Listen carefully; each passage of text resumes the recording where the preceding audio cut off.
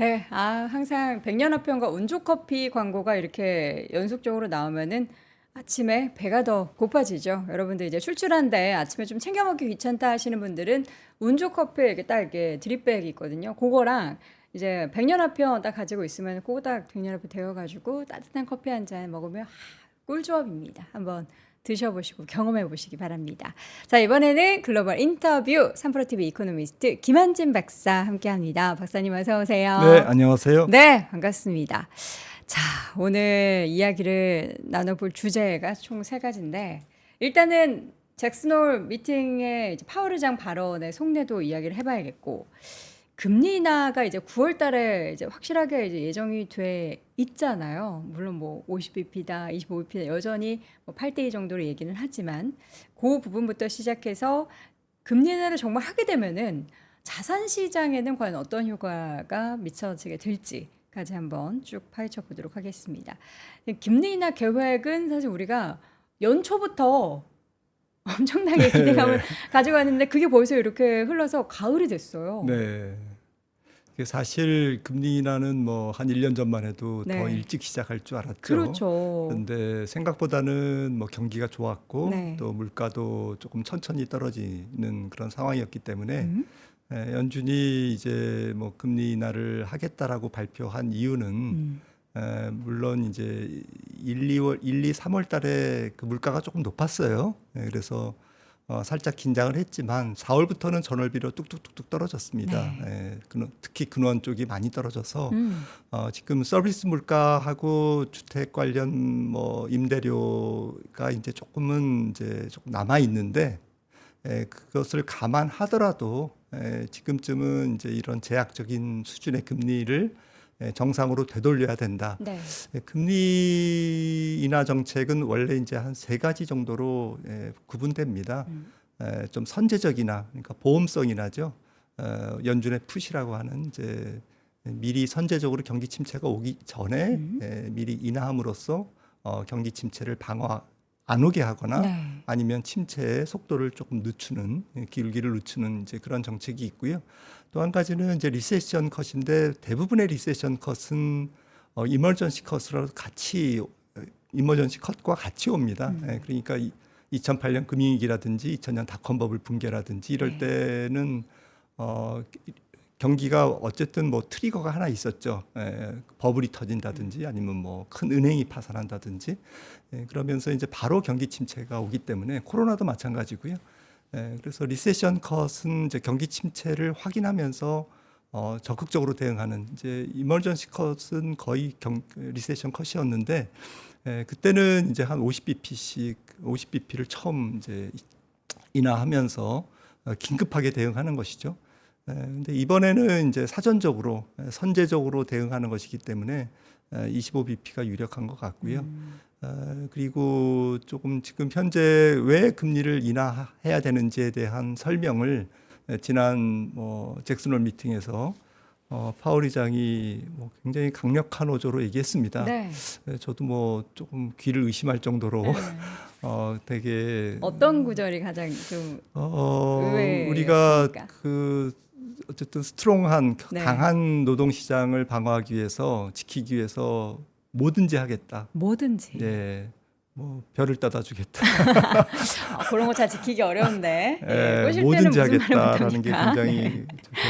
아. 뭐 첫 번째 문장부터 되게 그 제가 연준에 들어가서 그 저기 연설문을 네. 보니까 이제 정책 조정의 시간이 다가왔다. 이게 이제 아. 첫 번째 문구였고요. 근데 네. 가야 될 방향은 명확하다. 그렇죠. 그다음에 인플레 위험은 이제 감소했고 고용에 대한 하락 위험은 조금 증가하고 있는 네. 상태인데 좀 가장 인상적이었던 것은 뭐 우리가 조금 적절한 긴축을 통해서 강력한 노동 시장을 유지하면서 2% 물가로 돌아갈 수 있다. 이거는 연착륙을 확신하는 거잖아요. 네. 연준 의장이 이렇게 조금 직선적인 표현으로 연착륙을 자신하는 이제 그런 경우는 조금 드물었거든요. 그래서 되게 좀 놀랬고 사람들이 그리고 제일 마지막에 이제 조금 화룡점정을 찍은 게 우리가 조금 노동 시장이 약해지는 것을 원하지 않는데 환영하지 않는데 우리가 정책 수단을 많이 갖고 있기 때문에 그런 위험이 오면 적극적으로 네. 대응하겠다라는 것은 사실은 이제 시장에서는 50bp도 인하하겠네. 이제 약간 가능성을 열어놓은 거죠. 네. 데이터에 의존해서 금리를 내리겠지만 파월 의장은 우리가 정책 수단을 충분히 갖고 있기 때문에 어떤 상황이 뭔가 이렇게 이상한 지표가 나오면 바로 즉각적으로. 그렇죠. 왜냐하면 앞에서 얘기했거든요. 네. 노동시장의 강력한 노동시장을 지키는데 네. 우리는 모든 걸 다 하겠다라고 했기 별도 때문에 갖다 주겠다. 네, 그러니까 제일 마지막에 이제 그런 정책 수단을 네. 얘기하면서 시장으로 하여금 50bp 인하의 가능성까지 열어주는 그런 서비스를 제공한 거죠. 네. 그러니까 지금 연준한테 우리 카드 이렇게 있어. 걱정하지 마. 우리가 봤을 때는 경기 침체 아니고 얼마 전에 침체로 엄청나게 붕괴됐던 주식시장을 보고서 연준은 좀 약간 친화적인 발언들을 했던 것 같아요. 불안감을 좀 잠재우기 네. 위해서. 근데 이제 정말 그 과거에 본인이 했던 그 말실수가 한 번 있었잖아요. 그 지금 인플레이션 일시적이다. 이 발언을 두고두고 엄청 후회했을 거란 말이죠. 그래서 이전에도 저는 사실 경기에 대한 자신감을 엄청나게 내비쳤을 때는 저또 약간 또 실수하는 거 아니야 싶었는데 또 경기 흐름을 또 보면은 와, 미국은 정말 경착륙은 아니겠구나라는 생각을 하는데 또 일각에선 그러지 않습니까? 다들 이렇게 연착륙이다. 아, 그 정도로 꺾이진 않아. 할 때 어딘가에서 우리도 모르는 변수가 팍 터져가지고 경착륙 깨지는 꺾이는 이런 일이 발생할 수도 있어라는 거를 또 가지고 있어야 되는 건 아닌가 싶은데 우리 또 박사님도 늘 연착륙 말씀해 주셔가지고 예, 뭐 사실 너무 먼 전망을 하는 거는 뭐 의미가 별로 네, 없습니다만은 그렇죠. 적어도 이번에 이제 9월 달에 금리를 인하하면 네, 연착륙의 기대는 조금 연말까지는 살아 있을 것 같아요. 연말까지. 연말까지는 연착륙 하겠구나. 네. 우리가 연준이 선제적으로 금리를 인하했기 때문에 9월 달에 인하한다면 네. 거의 확실하지만 이런 선제적인 금리 인하가 미국 경기에 조금 방어막 역할을 해주겠구나라는 믿음은 계속 존재할 것 같아요. 그렇죠. 그런데 이제 앨런 그린스펀이 87년에 이제 연준 의장에 처음 취임해가지고 20년간 연준 의장을 했는데 네. 2006년까지 그때도 90년에 이제 금리를 내렸는데 91년에 경기 침체가 왔습니다. 그리고 뭐 통화 정책의 마에스트로라고 이제 불릴 정도로 20년간 정말 역사적인 그러한 장기 집권을 했는데 연준 의장으로 하지만 이제 2000년 닷컴 버블을 피할 수 없었고요. 또 2006년에 그만뒀지만 사실은 2008년 금융위기에 좀 씨앗을 뿌리는 네. 그러한 앨런 그린스펀으로 조금 약간 비난을 받고 있습니다. 그래서 물론 이제 앨런 그린스펀의 모든 잘못으로 금융위기가 온 것은 아니지만 아무튼 뭐 정말 좀 잘 그 금융시장을 주무르고 통화 정책을 정말 예술적으로 아무리 그 다뤘다 할지라도 그런 그린스펀도 91년에 경기 침체를 피할 수가 없었고 그런 측면에서 보면 이번에 파월 의장이 경기 침체는 절대로 용인하지 않겠다라고 얘기한 것을 액면 그대로 받아들일 수는 없는 거고요. 네. 연준이 뭐 기업들이 이제 경기가 조금 약할 때 또 좀 금리가 높기 때문에 재무적으로 어려울 때 이것을 도와줄 수는 있죠. 하지만 연준이 고용을 직접 할 수 있는 것도 아니고 또 빚을 탕감해 줄 수도 있는 것도 아니잖아요. 그렇죠. 그리고 통화 정책은 사실은 지금 경기가 안 잡히는 게 525bp를 올렸음에도 불구하고 지난 2년간에 그럼에도 불구하고 지금 경기가 서서히 잡히는 걸 보면 네. 9월 달에 금리 인하를 한다고 그 효과가 바로 이번 4분기부터 내년 상반기까지 오는 게 아니거든요. 그러니까 통화 정책은 항상 조금 그 효과가 조금 늦게 나타나는 거죠. 그렇게 미국처럼 GDP 한 8만 불의 그렇게 큰 경제가 금리를 인하했다고 그래가지고 모든 부분에서 금리 인하를 다 이렇게 스펀지에 물 빨아들이듯이 그렇게 스며드는 것은 아니거든요. 천천히 스며들고 천천히 효과가 나오기 때문에 오히려 지금 금리 인상을 한 기존의 525bp를 올린 효과는 지금부터 내년 상반기까지 혹은 내년 하반기까지 부정적인 영향으로 올 거고요. 또 9월 달부터 금리를 내리면 네. 그 효과는 내년 하반기나 내년 중반 이후에 영향을 줄 거라는 거죠. 그래서 그런 통화 정책과 실물 경제에 미치는 효과에 대한 시차를 고려한다면 내년 중반 정도가 이제 약간 난기류가 네. 형성되는 거죠. 만나서. 네, 만나는 거죠. 기존에 올렸던 네. 금리 인하의 안 부정적인 좋은 효과와 것과. 지금부터 내리는 내년 중반까지는 100bp 내리지 않겠습니까? 네.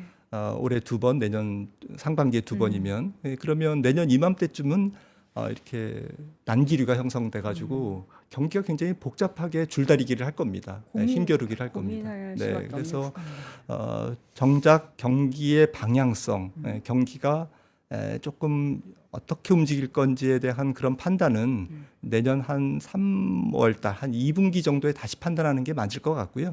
네. 하지만 이제 우리 투자자 관점에서는 이제 연준의 이제 금리 인하 스케줄이라든지 네. 또 강력한 연준의 경기 부양 의지라든지 이런 것들을 고려했을 때 기업이나 소비자들의 어쨌든 소비 심리나 기업의 투자 심리나 이런 모든 것들이 올해 연말까지는 살아 있을 거다라는 이제 그런 생각을 해볼 수 있는 거고요. 네. 아무튼 연준은 이제 9월부터 금리 인하 사이클에 들어갑니다. 네. 그래서 조금 짧으면 2026년 3월까지 베이비 스텝을 한다고 가정하면 한 175bp를 내리는 거고요. 다 내리는 건 또 아니네요. 네, 그리고 뭐 중간에 50bp를 인하하는 그러한 긴급한 사태가 벌어지지 않는 한 제가 볼 때는 1년 뭐 6개월 정도 내리면 2026년 3월까지 175bp, 네. 1년 9개월 내리면 2026년 6월까지 200bp, 2%포인트를 내림으로써 네. 최종 연준의 기준금리가 3.75 내지는 3.50%로 이제 종착역을 찍을 것 같습니다. 그러니까 이제 어쨌든 200bp 정도의 금리 인하의 대장정에 들어갔다라는 것은 이제 팩트인 거고요. 9월부터. 그 과정에서 경기나 이제 자산 시장에 미치는 영향은 조금 복잡한 변수로 이제 움직이겠죠.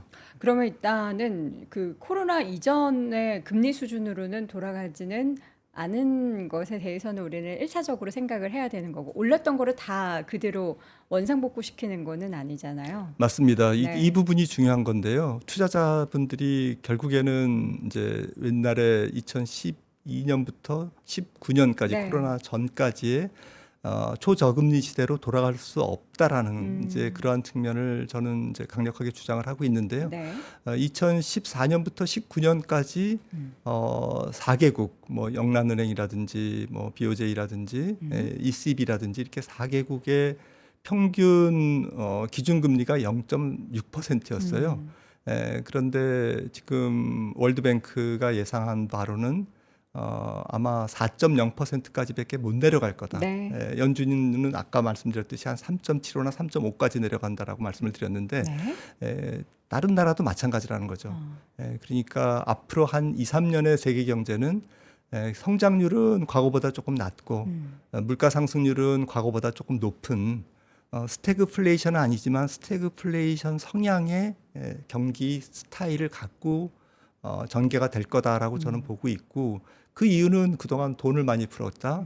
또 여러 가지 뭐 관세율의 인상이라든지 보호무역주의라든지 공급망 차질이라든지 이런 부분들이 세계 곳곳에 남아 있기 때문에 인플레이션 환경 자체가 달라졌다라는 거죠. 그리고 어마무시하게 정부가 재정 적자를 지금 용인하고 있거든요. 그래서 적자 국채를 계속 발행하기 때문에 국채 시장에서 금리가 조금 떨어지기가 어려운 상황이다. 그래서 좀 정책 금리, 기준 금리하고 이제 시장 금리를 조금 구분해서 볼 필요가 있는 거고요.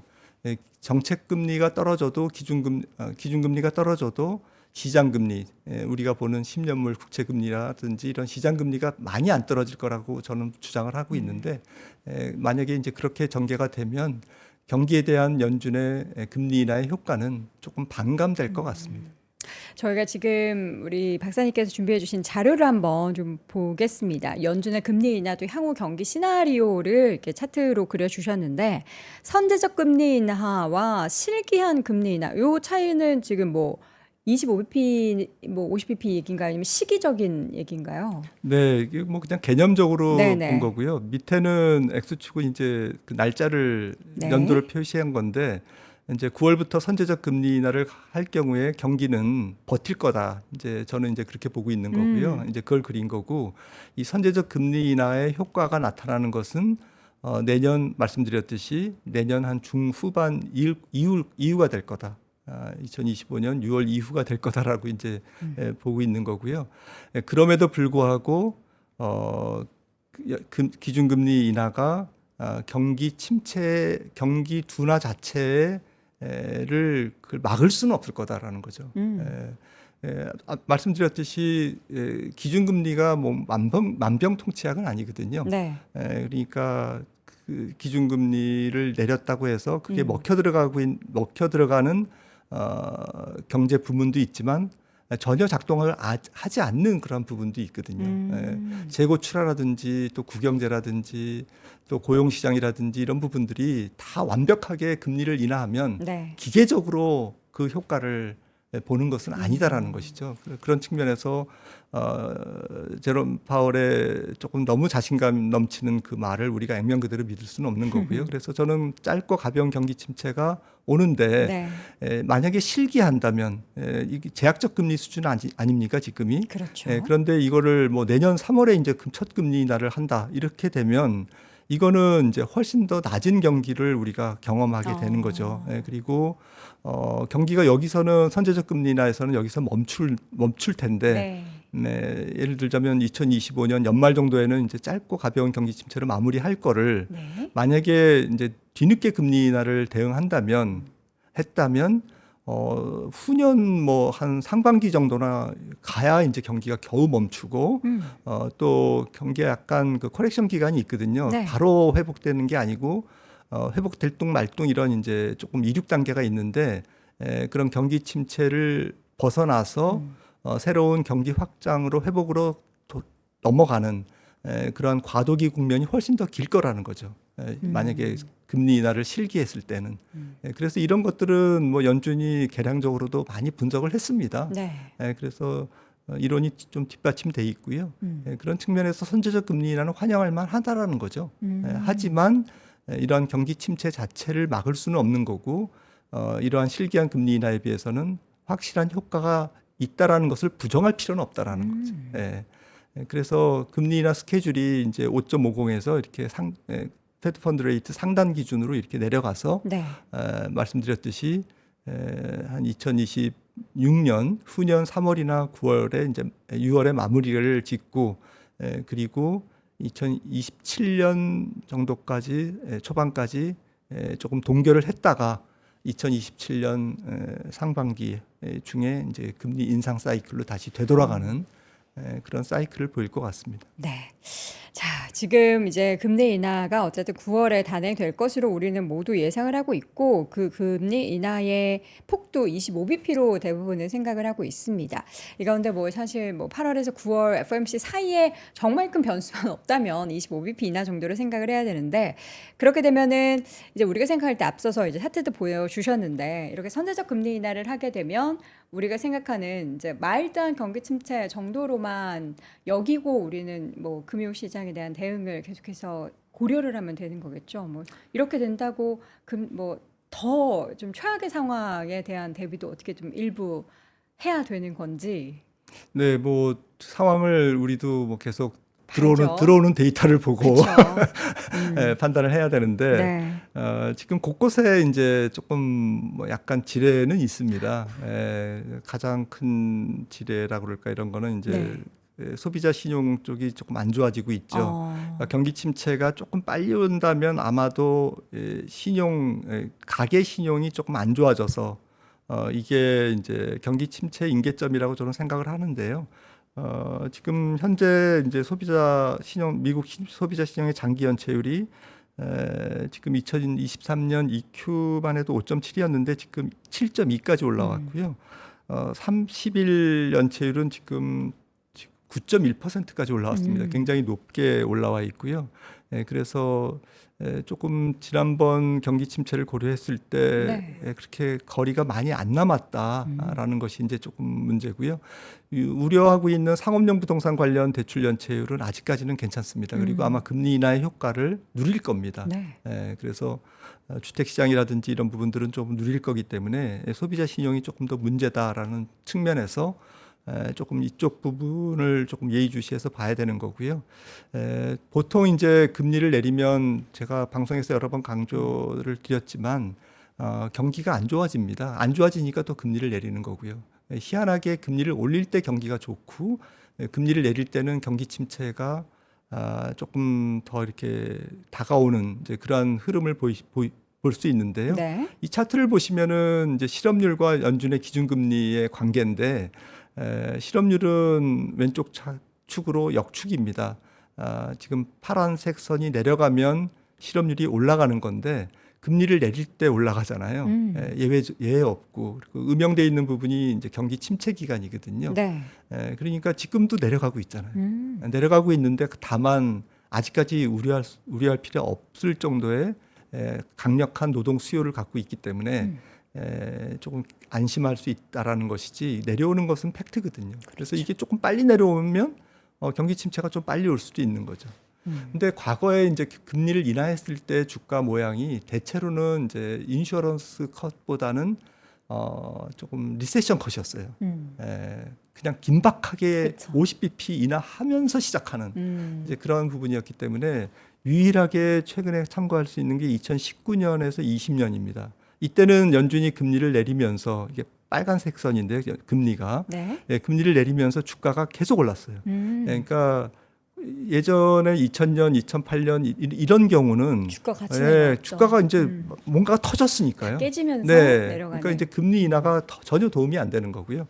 2019년 같은 경우에는 이제 금리를 내리면서 연착륙이 되겠구나 이런 확신을 가지면서 주가는 올랐다고요. 네. 하지만 두 차례 세 차례 금리를 내리면서 결국에는 경기가 꺾이니까 코로나 이전에 경기가 꺾였거든요. 그러면 살짝 꺾이면서 코로나가 왔습니다.